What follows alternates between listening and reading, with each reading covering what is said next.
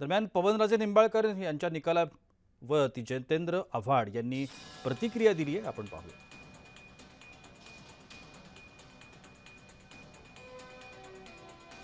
आपण 20 वर्षानंतर हा निकाल लागलेला आहे. पद्मश्री पाटलांना याच्यामध्ये दिलासा मिळाला. निर्दोष मुक्तता झालेली आहे.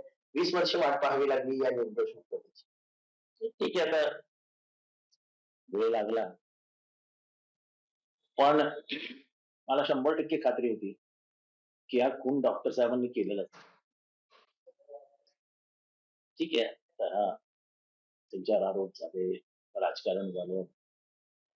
मागच्या 20 वर्षापूर्वीची महाराष्ट्राची राजकारणाची गणितं फार वेगळी होती.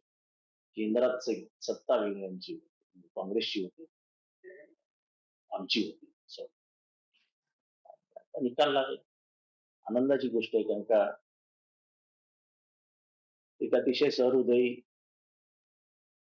मानवी मूल्यांना प्रचंड महत्व देणारा, माणुसकीचा झरा डॉक्टर पद्मसिंह पाटील,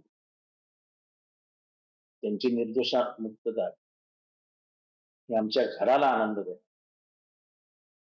पण कुठेतरी काही दिवसांपूर्वी मिशन टायगर अंतर्गत ओमराजे निंबाळकर हे शिवसेनेत जातील या निकालाचा खटला त्यांच्या बाजूने ठीक आहे, आता ते ते त्याच्यावरती मला काही बोलायचं नाही. मला आनंद या गोष्टीचा आहे की डॉक्टर साहेब निर्दोष. पण एकनाथ शिंदे आणि मुख्यमंत्री हे कोल्हापुरात आहेत आणि कोल्हापूरमध्ये अमित शहाचा दौरा देखील आहे. या संदर्भात त्यांच्याशी चर्चा केली. अमित शहानी सीबीआयला आदेश दिले की वरिष्ठ न्यायालयात दाद मागा. ते होणारच आहे ना.